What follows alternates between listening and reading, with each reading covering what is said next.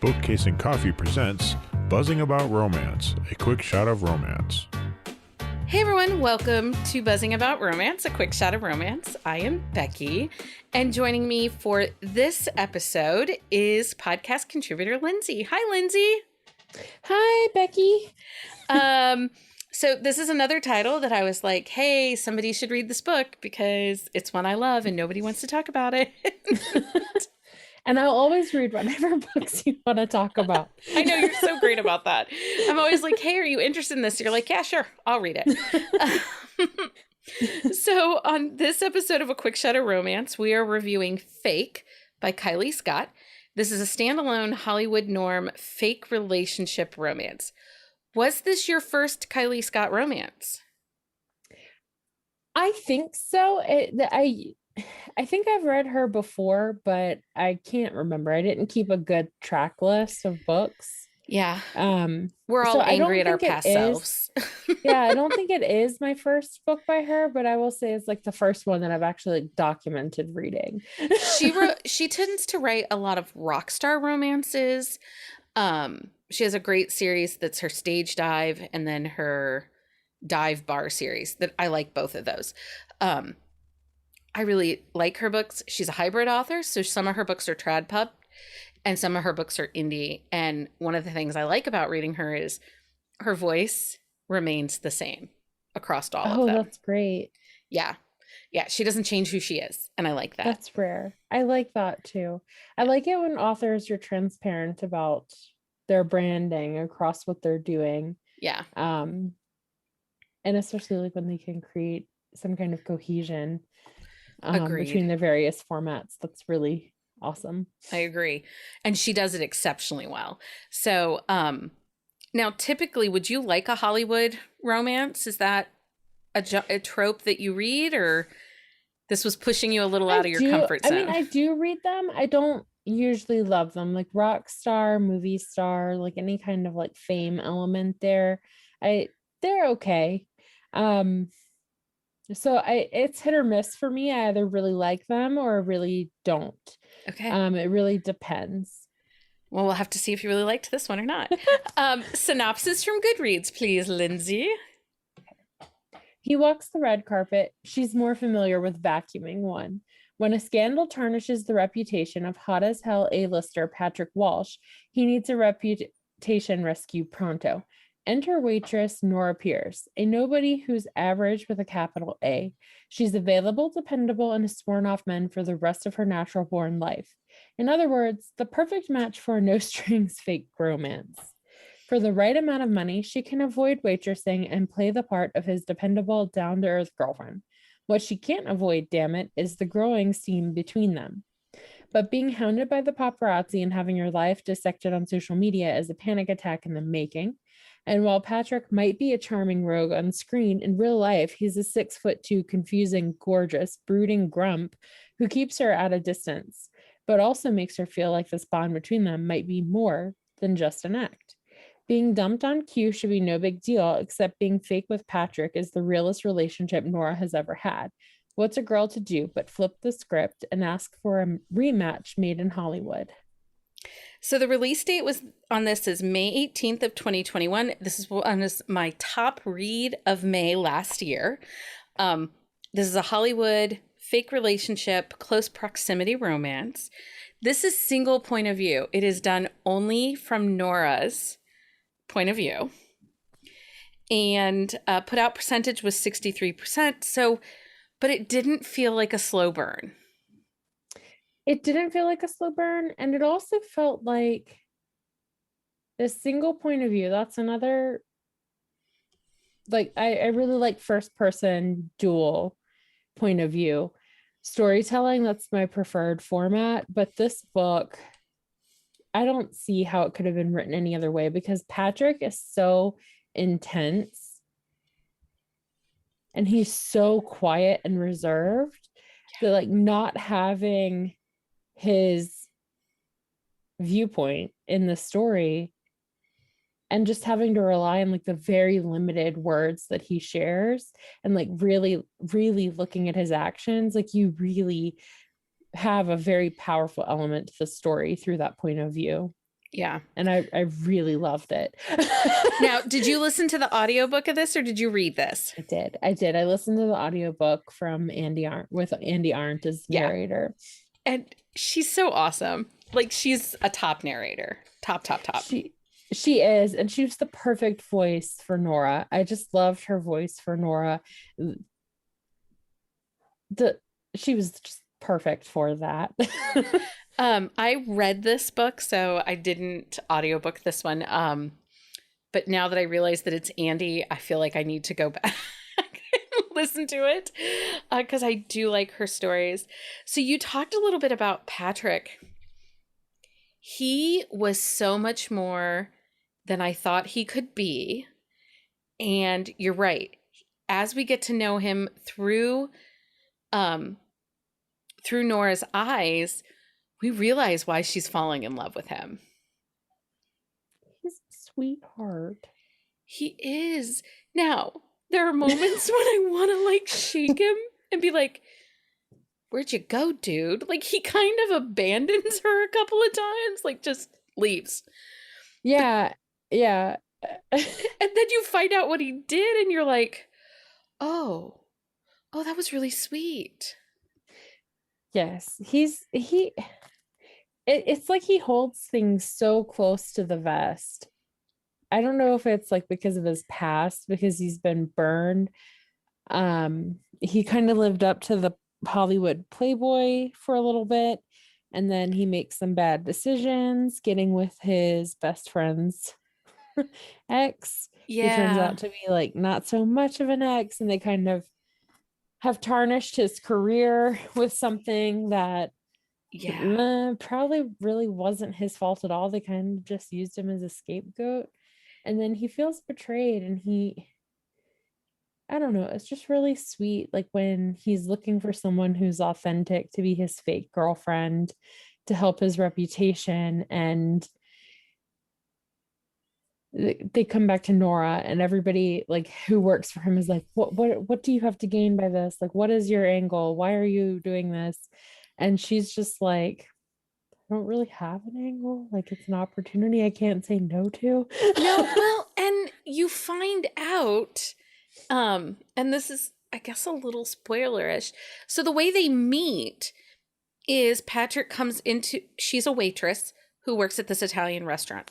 And Patrick comes between lunch and dinner when he's in town. He comes once, maybe every couple of weeks, maybe once every couple of months, in and out. And he keeps coming back fairly regular, and he has the same order. The chef knows what to make him. And you find out that part of the reason that he kept coming back was because of Nora, because she never pushed him. And, you know, when you say cinnamon roll hero, I think he's a cinnamon roll. Like, he's not even a burnt cinnamon hero. He's not crusty on the outside. He's just really quiet and the ultimate nice guy.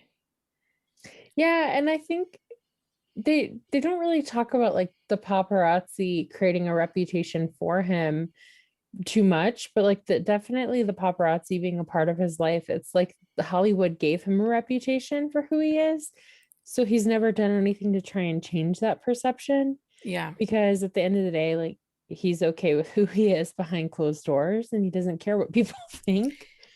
He doesn't. And Nora herself, and you can see that this is part of why he's so attracted to her, is she is so respectful of his boundaries and his privacy.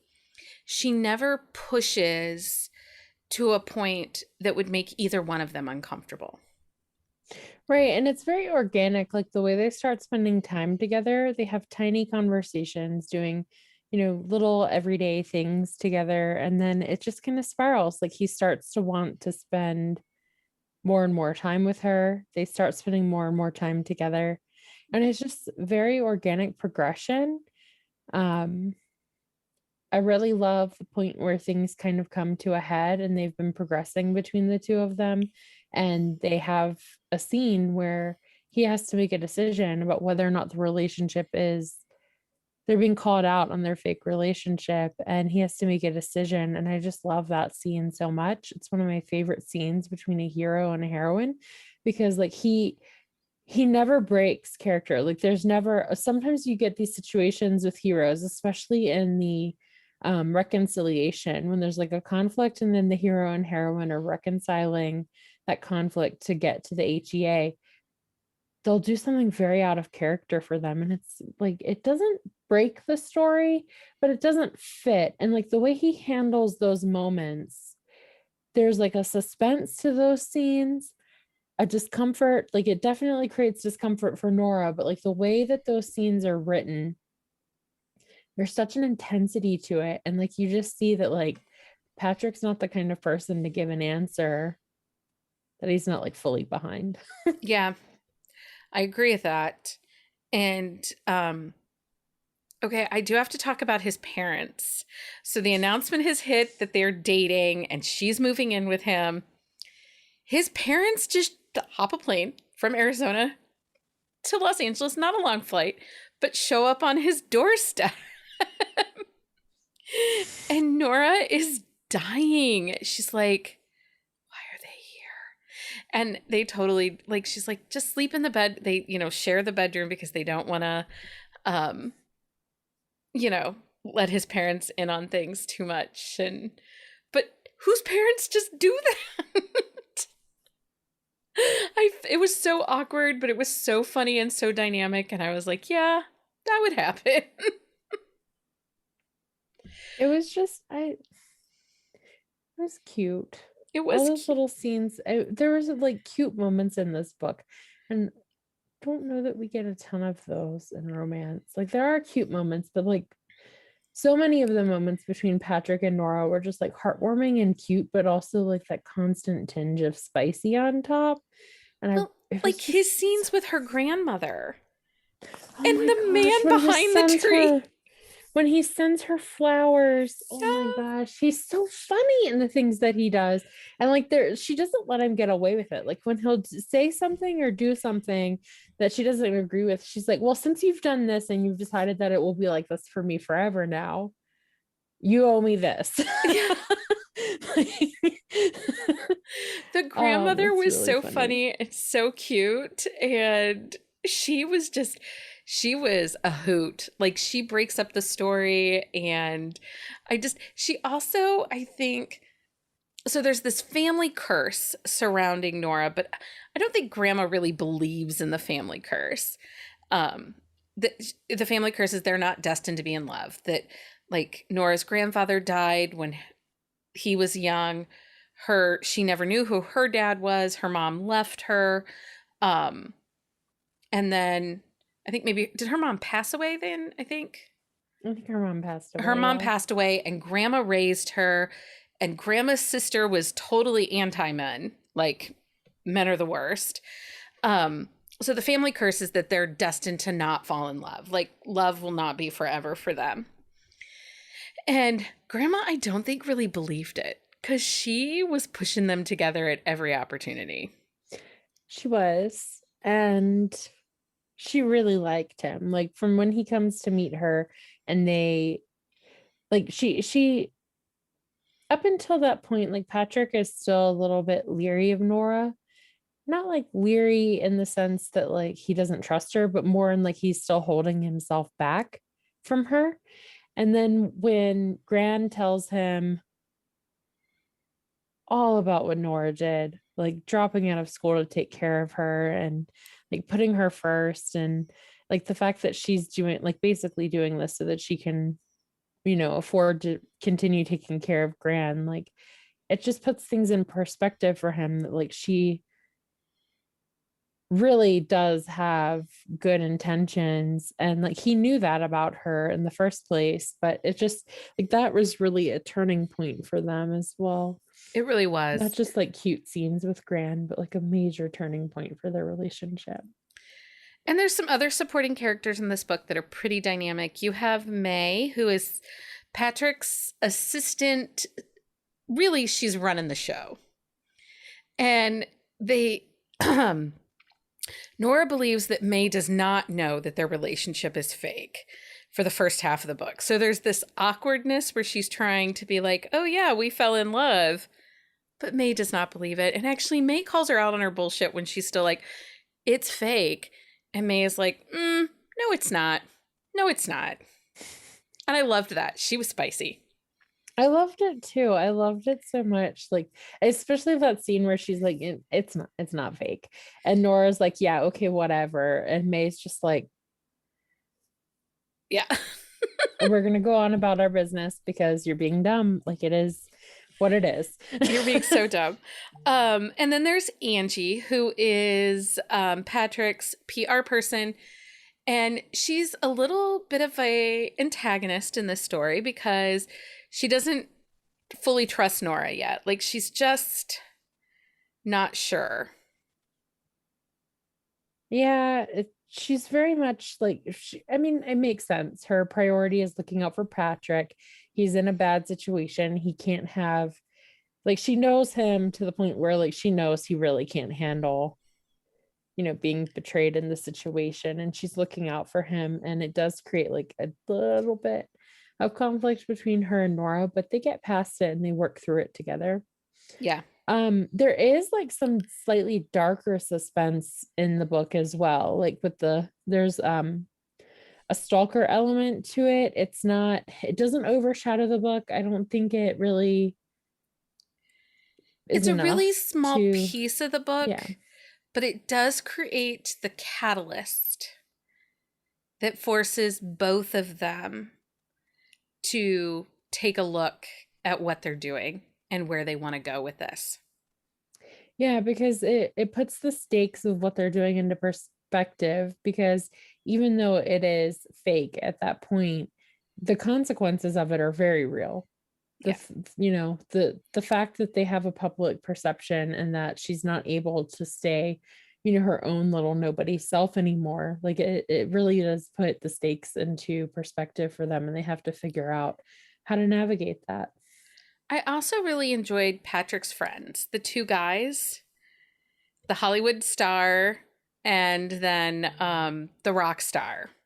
Oh, I love the one who, the Hollywood star who's always, like, trying to. Well, yeah, he's the older guy. He was launching his own vodka line.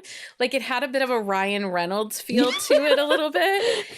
And he's like, are you sure you want to be with him? Because you can give, I can give you my number and we can be together. Like, he was all in for Nora, and just both of his friends just needling at Patrick to make him see what was in front of him.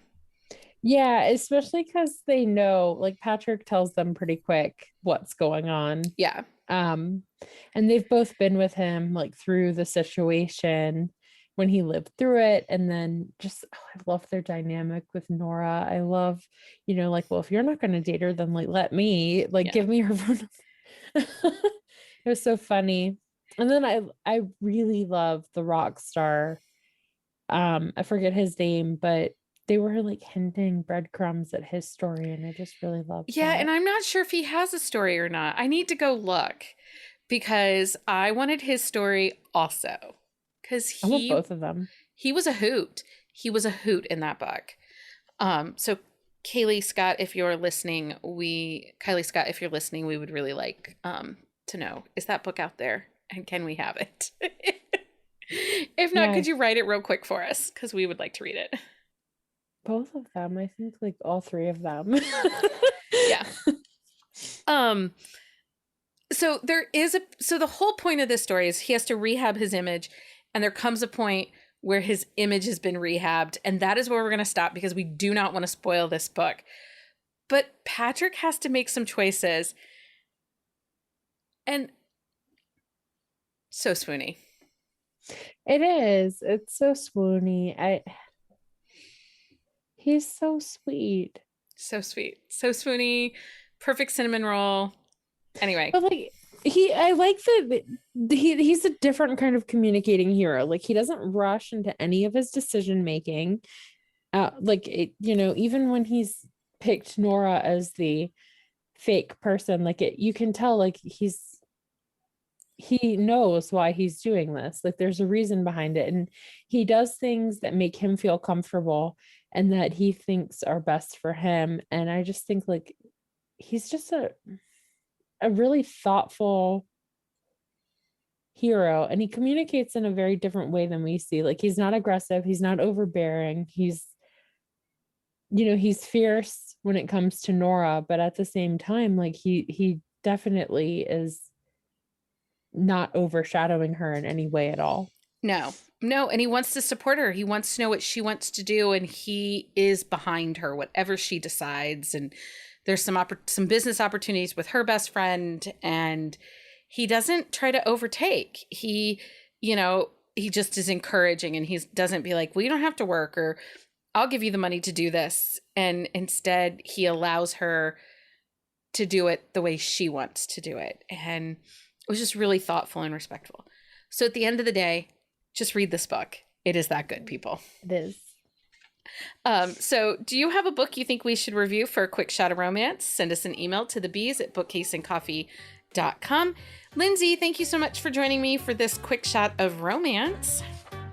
It was so much fun. Thanks, Becky. Until next time, everyone, happy reading. Find us on Instagram at Buzzing About Romance or on Twitter at Buzzing Romance. If you like the podcast, please leave a review.